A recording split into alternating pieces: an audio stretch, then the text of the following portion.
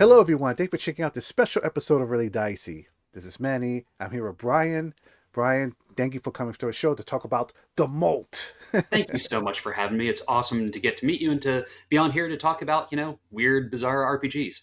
Let's talk about yourself and the company that you're a part of. Sure. I'm Brian Colin. I got into the industry by way of my sculptures, which you'll see a lot of in the Molt.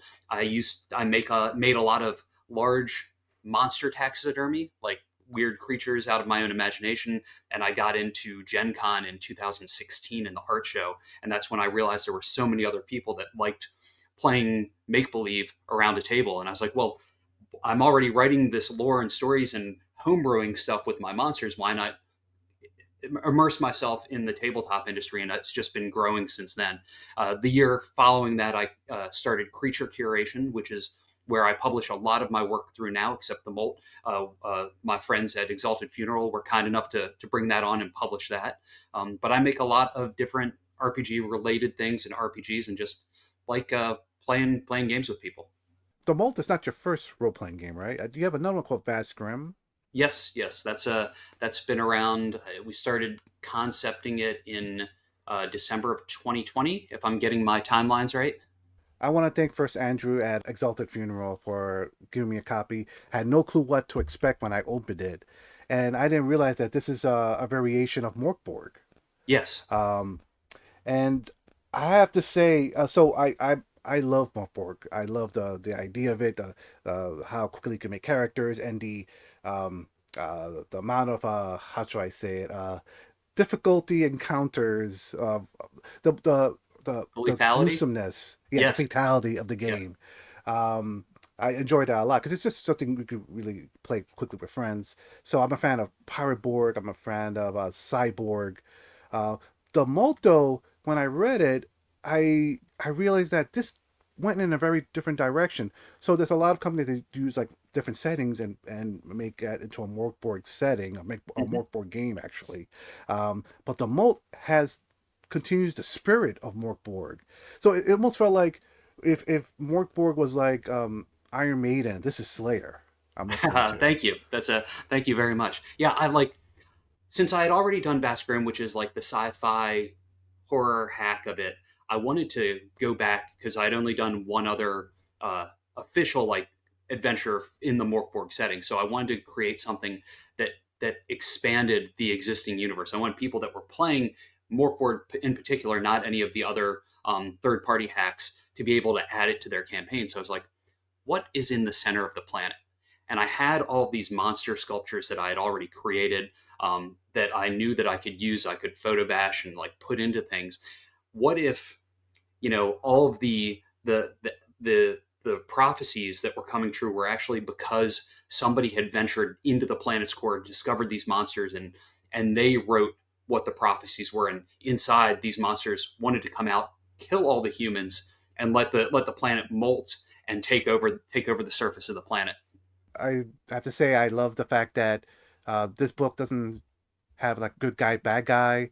It's kind of like Mad Max, where like everyone's gray, everyone's or Yes. leaning toward the dark. This book is amazing. But before we talk more about it, for anyone who's just hearing about this for the first time and just trying to figure out what is the mold, how would you best describe the setting for this book? Sure. It's a brutal, horrific shoot. It's weird. It's like you are the monsters, but you're not monstrous, because everybody always sees the other person, the other side, as being evil. They're doing what they believe is right. They believe killing all of humanity is only going to help their species survive. So it wrestles a lot with what people would conceive as morality and right and wrong, because you are the ones that are actually trying to kill the humans, even though most of the humans in Morkborg are pretty miserable. See, that's why I like about this. So anyone that really enjoys the first Morkborg book, if they're looking for like a very close spiritual sequel or continuation, this book really uh, fits the mold perfectly. Thank you. So let me ask you, you've kind of done like something different, a different type of role-playing game or so forth, or maybe just gone the easier route and done like a fifth edition adventure of some sort as well. Why this book? What about this book called you to make it? So I had already I've been doing so much with Vastgrim, and that's a Mörk Borg hack. I'm getting too old to remember rules, so I want all of my games to be rules light. I want them to be quick at the table, and I wanted to do something I had been playing so much on the sci-fi side. I wanted to fall back into a little more of the fantasy element, but I wanted to do something different. Like I needed to play something different and experience something that I'm not going to experience in like a D&D campaign or a Shadow Dark campaign or something like that, because I like playing the weird stuff. And all my creatures, all the sculptures, they're all like, why is this person like hacking up lava out of their lungs and spitting it on people, and like just bizarre stuff like that. I want people to have to use when they're playing at the table, encourage them to use their imagination a little bit more than just whatever they can find in the book. What was your inspirations? Because I reading this, I felt a little bit of a like. I was thinking maybe Dundar the Barbarian, but it's like no, no, this is more like Mad Max. I'm like no, no, wait, this is this post-apocalyptic actually, or is this actually in the past? Like I couldn't, I It's all like of the it's above, right? You like bending space and time, like the adventure in the back of the book. Like there's lots of Easter eggs that actually tie it to my sci-fi game. So like it all kind of comes and goes because past, present, future, it all kind of blends together. And there's a like as far as like the sculptural stuff goes, there's a lot of influence by like Jim Henson type stuff. There's a lot of Dark Crystal things like that. Especially like if you look at the pages and look at most of the monsters, most of those are things I physically sculpted that were big, aside from handfuls of illustrations by my friend Carrie Drake that I pulled in. Um, but so yes, I pull influence from everything and anything. All the things that I grew up on. It's just there's all little homages to all those things. so. If I may share some images of the book, I just want to Of show our course. viewers how vibrant and beautifully chaotic I would say this book is. So okay, so you have the idea, you had the sculptures, you had the inspiration. Um, when it came to the art and the design of this book, where did your mind go? How did you start the process? So I'm an old, and I've been doing graphic design since like I think I started at a print pre-press department in 97, 98. So I've been doing graphic design professionally for years and years. So I I kind of break it down when I'm writing in the document. I break it down by page spreads and what I want to be here, here, and here, and then I tend to start to do the art and flow the text in, and then adjust the text to fit the art and layout that I'm creating as I go. I wanted to try and make sure that each page spread was a little bit different, but it all still had the same colors thematically for the most part, and really, orange, reds, yellows. I wanted it to have the yellow feel of Mörk Borg, but move more into the fiery lava aspect that is, what's at the core of the planet.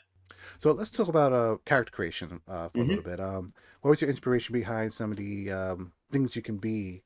And for those that don't know about this book, what can you be in this game? So you can be a wide variety of different classes of these different species that live in the center of the planet. So I based it mainly off of I'd already written prior to making the Molt. I'd written a lot of lore around these species for a setting years ago, and so I pulled from that, and then I made it grosser and weirder and more in my kind of personality because I tend to lean a little more like middle school humor, and so I tried to make it grosser and a little more fun.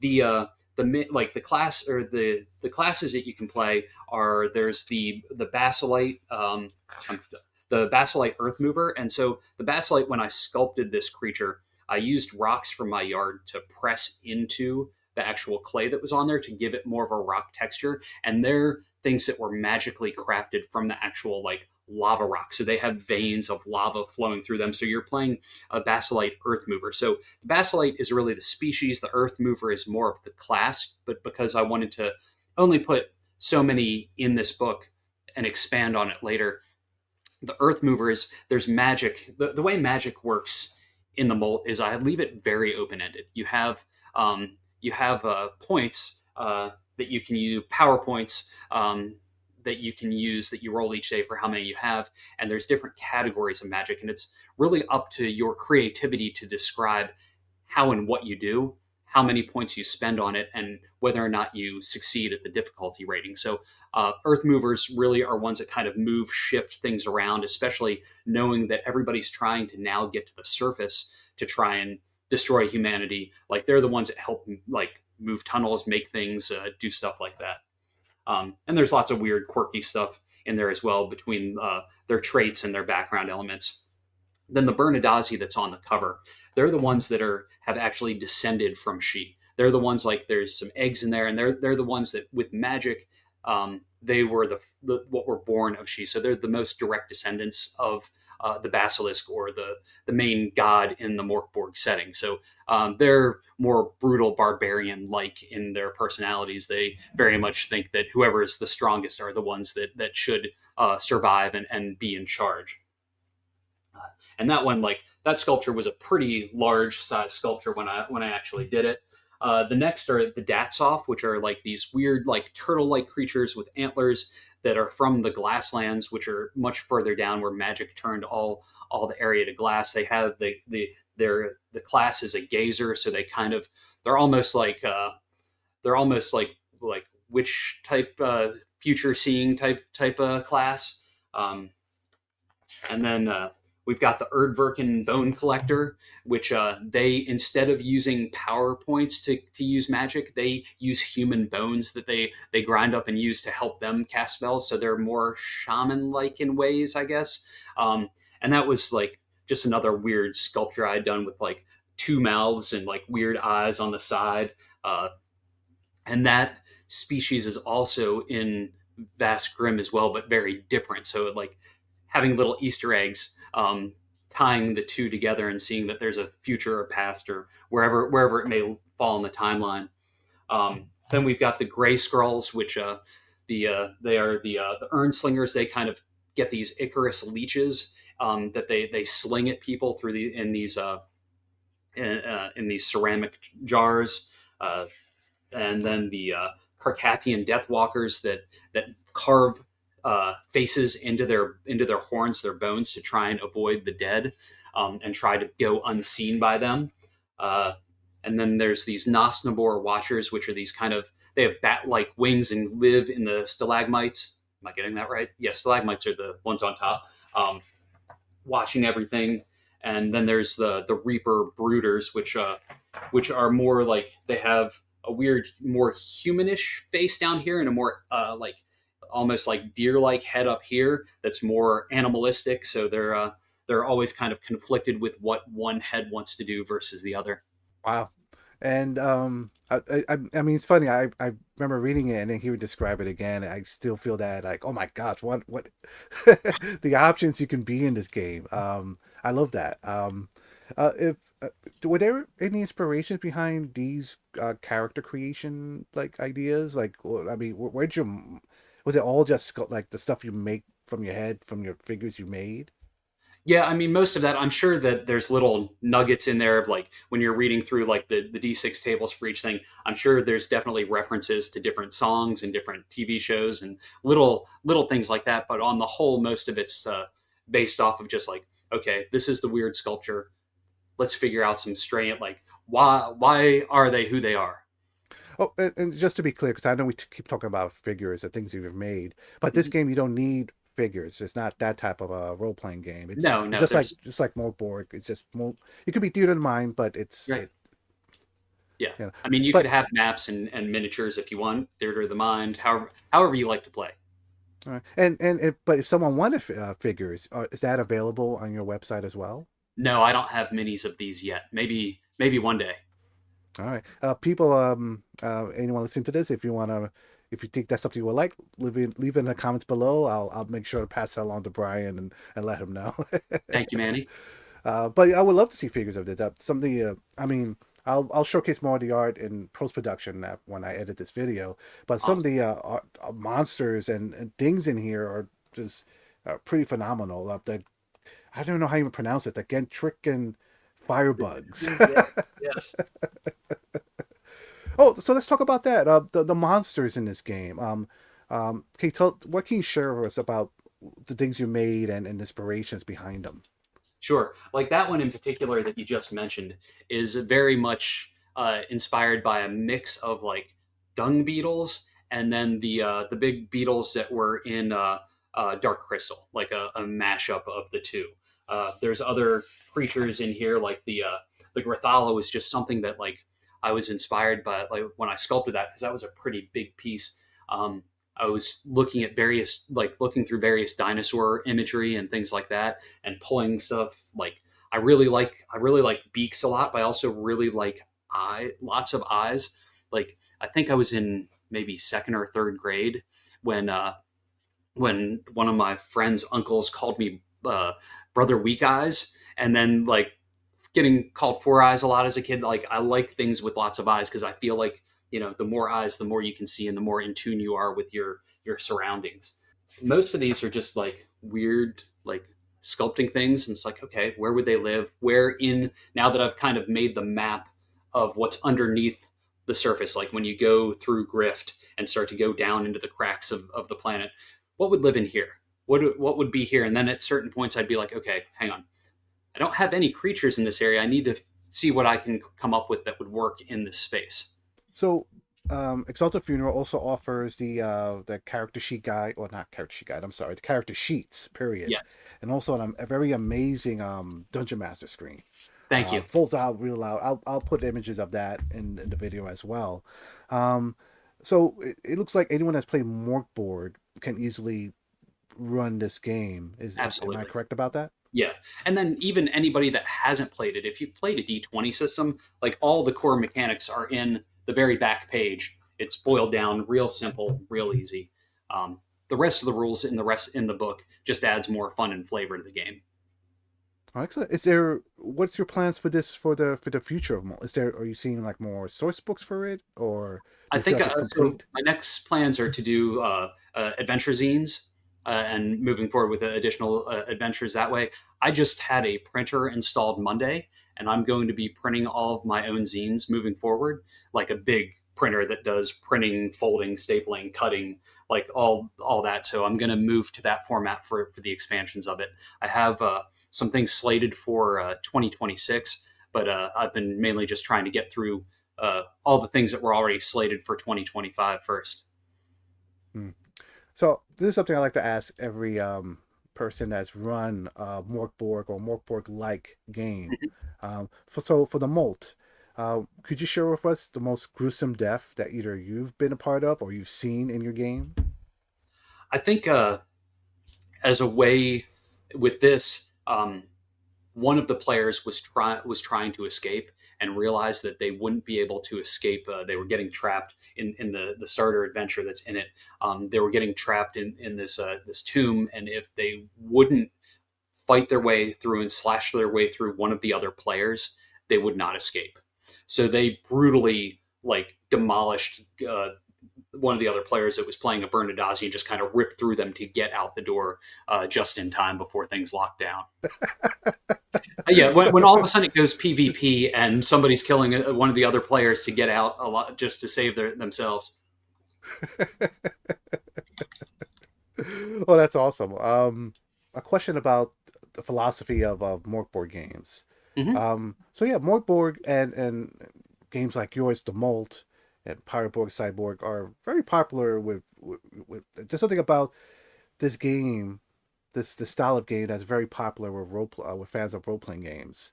If I may ask you, why do you think that is? I think like I think it's still it stems back to like all the things that I'm making now are things that I would have wanted when I was 13. There's enough humor involved in it that it's funny, but it's gross enough and it's bizarre enough. But at the same time, the rules aren't so much that like most of us have jobs, families, things like that. We don't want to spend all of our time trying to be able to remember everything that's in a 300-page book when we just want to sit around a table and have fun together.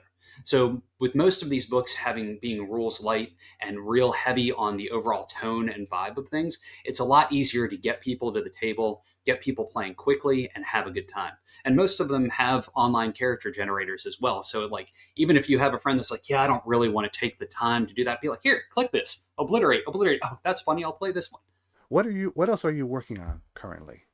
Currently, I'm about to fulfill three different projects: Plunderlust, Squirmish, and a Zine double feature. All of those are in the Vast Grim universe: a card game, a skirmish game, and two zines. And then I have another Vast Grim expansion zine project launching at the end of September. Uh, that's going to have six new zines, a starter set, battle binders, which is my A5 sized binders that I've kind of started creating in a couple other projects, but it'll have another one of those. I've Excellent. got a lot going on. Yeah, and I know you're a very busy person. I've seen you a few times at different conventions, and I know we talked about this previously before the interview started. But every time I try to go to your table, it's always filled with people, and the figures and miniatures that you have there for sale that you've made is amazing stuff. Thanks. So I'm really glad to get a chance to talk to you about not just about that, but also about this fantastic book. Yes, yes. And I can't wait to have more people playing the mold. I'm hoping that at Gen Con next year, like this year at Gen Con, we slated 56 Vast Grim games. I'm hoping that next year we'll have a handful of tables of the Molt. Also, Raptor Ruckus is about to launch, and Creature Curation will be publishing that as well, which is a dinosaur theme park Borg hack. Oh my gosh. That sounds awesome. Oh, excellent. So, any last words before we wrap up? No, if you're looking for the Molt, go to Exalted Funeral. They've been super awesome to publish this. They're great friends, and please and buy other stuff there. They make so many great games and carry so many games by other people. They're just a pillar of the industry, so it'd be awesome to support them in any way you can. I totally agree with you. One thing I enjoy about Exalted Funeral, about their products, is that they're all very different, and they're all very creative, and they're all very good. Yes, Um, that's a to me, usually one company will stick to one thing that works and just keep making source one upon source one, which is nothing wrong with that. right. But a company that puts out a different role playing game and it's like a good role playing game, but it's not like any other thing that they published before or distributed before it's amazing. Yes. Um, but I guess I will put all the links that we talked about in the description below, so anyone wants to check out your website and more about the Molt. One last thing, Yeah. why this title? Do you feel like that was it's But like to me, it's like it was almost like the planet needed to go through some a catharsis and change, and like that's kind of like when a bug goes through a molting process and sheds its skin. The whole idea that the planet is shedding so that these creatures that are inside can then be the new beauty, the new thing that lives there. Thank you so much for having me, Manny. I really appreciate you taking the time to chat with me and share this with the people with your fans. Oh yeah, thank you for taking the time. I've been impressed with your booth and what you've been produced so far, and the fact that you created this as well is just the best of both worlds. So I'm Thank you. glad that we had a chance to talk. Perhaps in the future we could talk about Vast Grim I'd love some to. more in depth. Yeah, absolutely. So viewers or listeners, thank you for checking us out. Be safe out there, and we'll see you next time.